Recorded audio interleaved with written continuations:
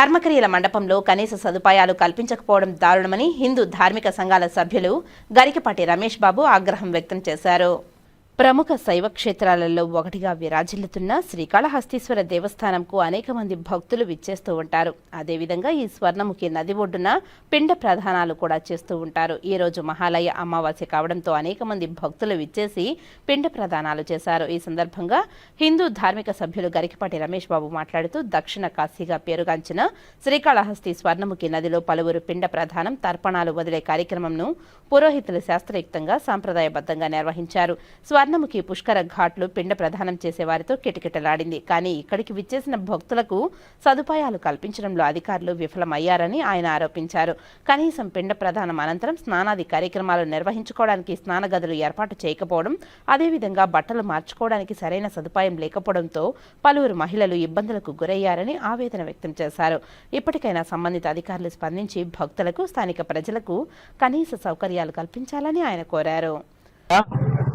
దక్షిణ కాశీగా ప్రసిద్ధి చెందిన శ్రీకాళహస్తి పుణ్యక్షేత్రం వాయులింగేశ్వర స్వామి వారి పాదాల చెంత ప్రవహించే స్వర్ణముఖి నది అతి పవిత్రమైన నది. ఈ నది ఈనాడు మురికిముఖిగా దర్శనమిస్తూ ఉండడం చాలా బాధాకరమైన విషయం. ఎక్కడెక్కడి నుంచో ప్రపంచ దేశాల నుంచి ఎంతో మంది భక్తులు రాహుకేతు సర్పదోష పూజలకి ఇక్కడికి విచ్చేస్తుంటారు.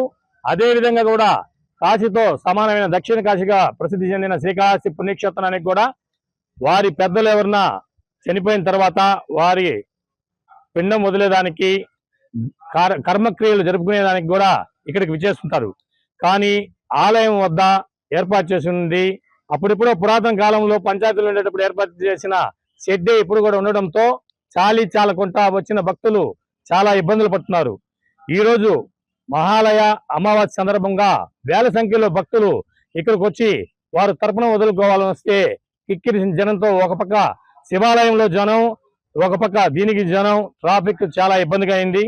సంబంధిత అధికారులకు మేము హిందూ ధార్మిక మండలం వైపు నుంచి విన్నవించుకునేది ఏంటంటే, ఇది ఎక్కడెక్కడి నుంచో ఈ పవిత్ర పుణ్యక్షేత్రంలో స్వర్ణముఖి నదిలో తర్పణం వదలాలన్నా, వారు కర్మక్రియలు జరుపుకోవాలన్నా ఇక్కడికి వస్తుంటారు. వచ్చిన వారికి దేవాలయ పరిసర ప్రాంతాల్లో మంచి షెడ్లు వేసి ఏర్పాటు చేయాలి. అదేవిధంగా మహిళలు వాళ్ళ భర్తలు చనిపోయినప్పుడు వారు వచ్చే కార్యక్రమాలు, తెల్లవారు చేసుకునే కార్యక్రమాలు కూడా మరుగ్గా కూడా ఏది లేకుండా అక్కడ మంచినీళ్ళు సౌకర్యాలు, వాళ్ళు స్నానం చేసిన గదులు ఇలాంటివి లేకుండా కూడా చాలా ఇబ్బంది పడుతున్నారు. సంక్రాంతి సందర్భంగా శ్రీకాళహస్తి నియోజకవర్గం మొత్తం కూడా ఇక్కడికి వచ్చి తర్పణాలు వదులుతుంటారు. రోడ్లలో కూర్చొని వదులుకోవాల్సిన పరిస్థితి ఏర్పడుతున్నది. దీన్ని సంబంధించిన అధికారులు ఒక్కసారి పర్యవేక్షించి, ఆలయం ఎంతో అభివృద్ధి చెందుతుంది, ఆలయంలో ఆదాయం కూడా అంతే అభివృద్ధి చెందింది. కనీసం ఇలాంటి కార్యక్రమాలకి, పవిత్రమైన ఈ కార్యక్రమాలకి ఇక్కడ కావాల్సిన వసతులు కల్పించాలని మేము హిందూ ధార్మిక నుంచి డిమాండ్ చేస్తున్నాం. ఇక్కడ స్వర్ణముఖిలో మనకుండే పురాణాల ప్రకారం ఏంటంటే, శ్రీశైలంలో శిఖర దర్శనం, కాశీలో గంగా స్నానం, స్వర్ణం ఈ శ్రీకాళహస్తి నగర ప్రవేశమే చాలా పుణ్యం. ఇలాంటి ప్రవేశం, ఇలాంటి వచ్చిన భక్తులకు సౌకర్యం కల్పించాల్సిందిగా మేము కోరుచున్నాం.